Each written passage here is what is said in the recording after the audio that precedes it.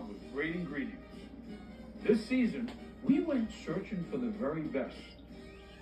From fresh produce and seafood to classic Southern flavors, we've got you covered.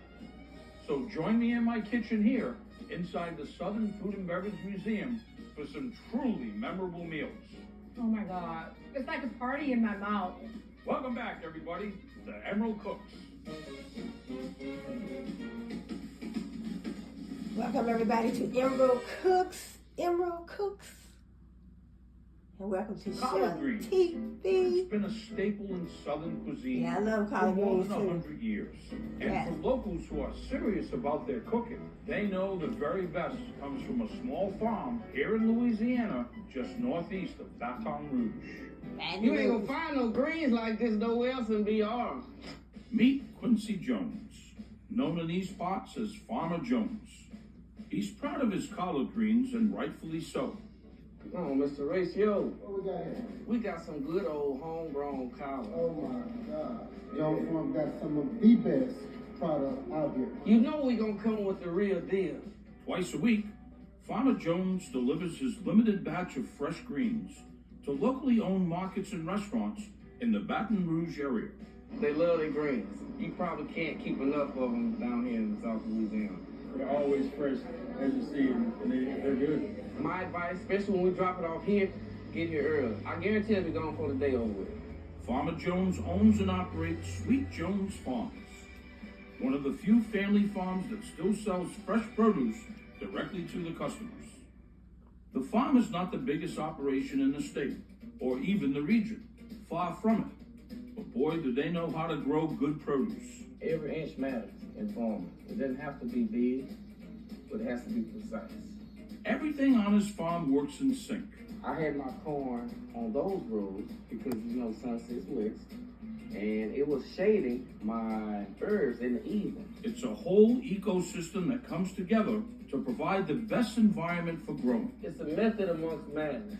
Even the goats do their part, clearing the land of unwanted weeds. They good. They keep the shrubs down.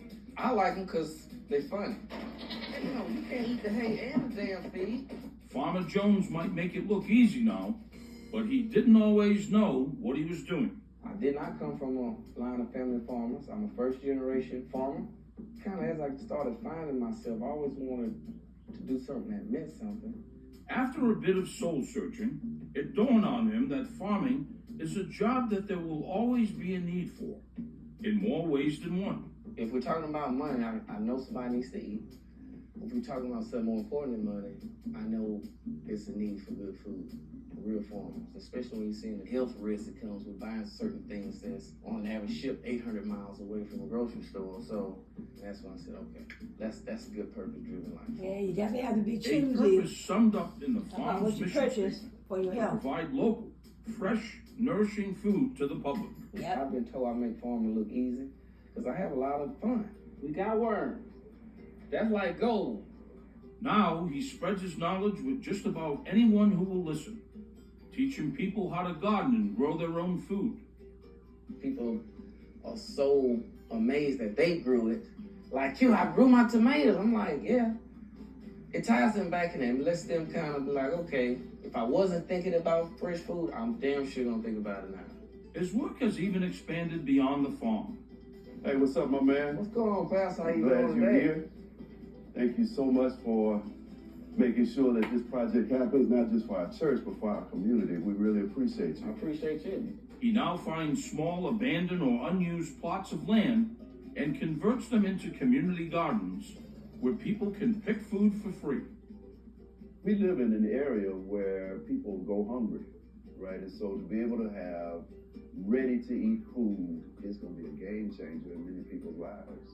Right now, we're located in one of the prime food desert areas in Baton Rouge, Louisiana.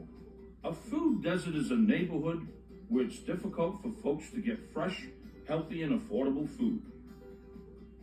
Farmer Jones fills these community gardens with produce like collard greens that can grow year-round without much fuss. This would be something where you don't have to have a lot of maintenance. It kind Okay. of Mother Nature take care of itself. Yes. You definitely can put out a bunch of food here. People think that food comes from the grocery store. and it doesn't. So we're going to show people, from the very start, see the seed, this is going to feed you one day. At a minimum, we should get at least 1,000 to 2,000 pounds food a year out of this. Like minimum. That's powerful. Very minimum. We want the people who live here in this so-called food desert to be able to experience healthy food rather than going to buy junk. Right. Yeah, that's going to touch a lot of people. It is. And now, I'm ready to host Farmer Jones in my kitchen, where I'm going to show him my appreciation for his hard work by sharing a few of my favorite collard greens dishes. I take this very serious that somebody takes my food and feeds themselves to live. That's the power of growing greens to me.